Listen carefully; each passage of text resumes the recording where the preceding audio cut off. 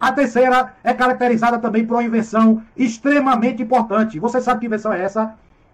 1965 a 1969.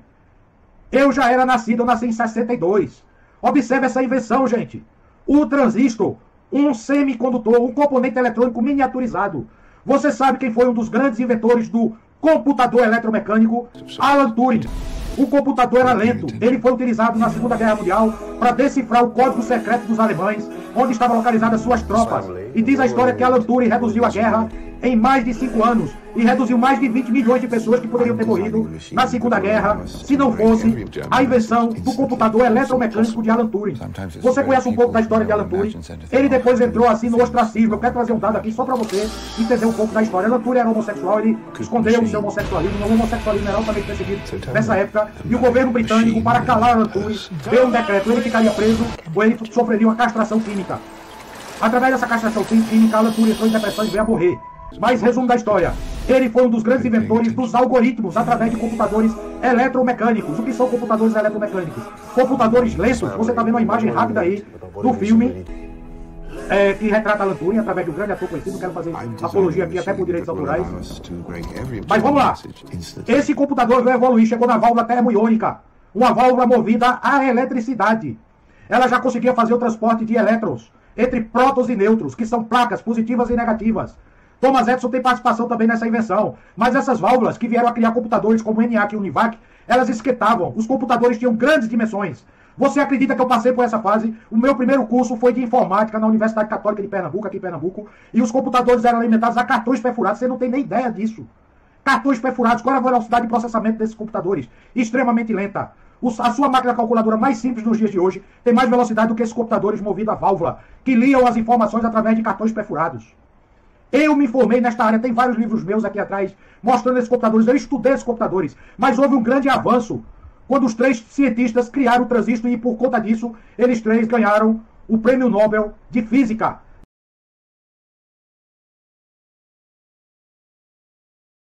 Mas olha só, em 69 houve também um grande pesquisador, um grande cientista chamado Gordon Murray, que miniaturizou o transistor, criando circuitos integrados. Olha o ano que eu estou dizendo, 69. Muitas pessoas que estão assistindo essa palestra podem ter nascido antes dessa era, antes desse ano, como eu, que nasci em 62.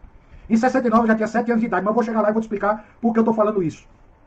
A miniaturização do transistor veio criar circuitos integrados, que é o quê? Você colocar o transistor numa pastilha de silício. O silício é um elemento químico em grande abundância da natureza. A sua inicial é SI, silício, tá?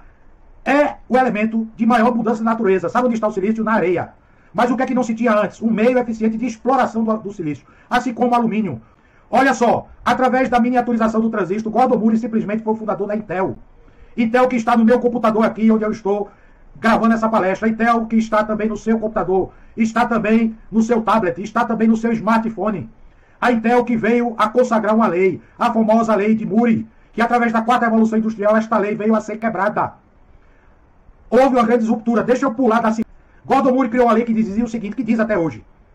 Os computadores aumentarão a sua velocidade de processamento, a sua capacidade de processamento, a sua capacidade de resposta, a sua capacidade de armazenamento.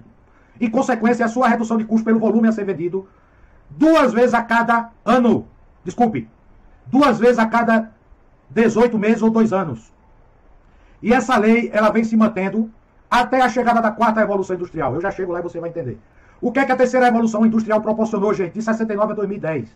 A chegada dos computadores nas fábricas.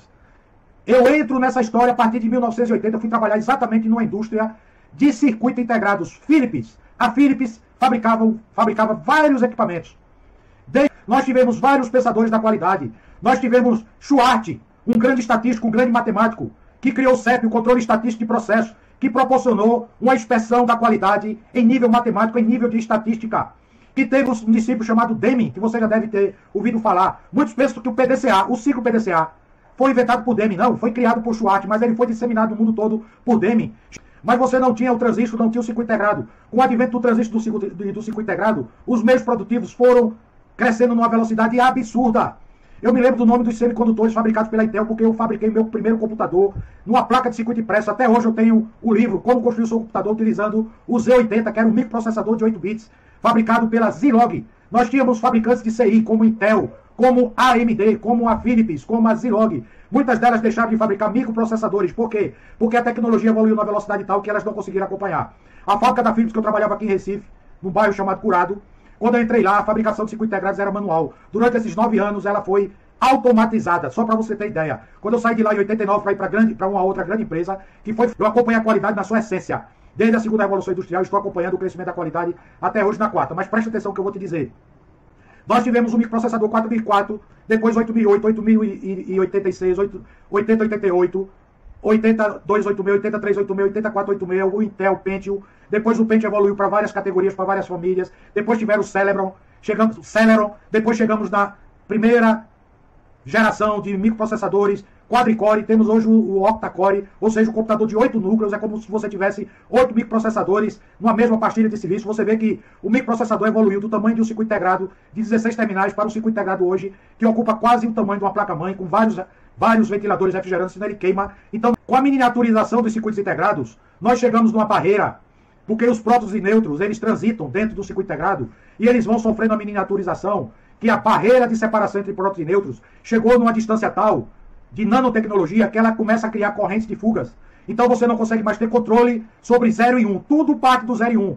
Tudo parte dos bits, que é o menor tamanho de palavra. 0 e 1 se chama bit, ou 0 ou 1, ou ligado ou desligado, que vieram criar as portas lógicas, que através delas você começou a ter linguagens numéricas de programação. A primeira delas, o assembler. Depois essa linguagem de baixo nível veio criar transcodificadores, transdutores, de conversão de linguagem de baixo nível para médio e depois alto nível, chegando nos algoritmos numéricos que nós temos até hoje. Eu tenho algumas graduações que me fazem entender isso, inclusive matemática.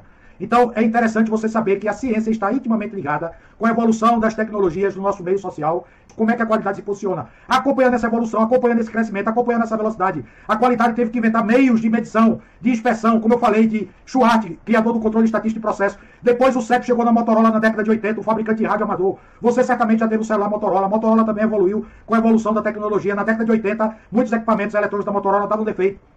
E o fundador da Motorola tinha um cientista chamado Bob Galvin, que era o filho do fundador da Motorola, que pensou: como é que eu vou controlar agora a velocidade de fabricação dos meus rádios, controlados eletronicamente, sem comprometer a qualidade? Entra o CEP na história da humanidade, trazendo um grande impulso tecnológico nos meios de inspeção da qualidade, controle estatístico de processo. Que eu tenho esse curso na minha plataforma, eu sou especialista em CEP, a minha formação em matemática me fez me formar em estatística, e eu vi isso evoluir de cálculos numéricos, de mão, eu andava com a prancheta, a calculadora no bolso, o bolso cheio de caneta, fazendo esses cálculos, calculadoras, primeiro de 4 operações, depois calculadoras científicas através da Texas Instruments, que também foi um grande propulsor. A qualidade acompanhou os meios de tecnologia. Pensa comigo.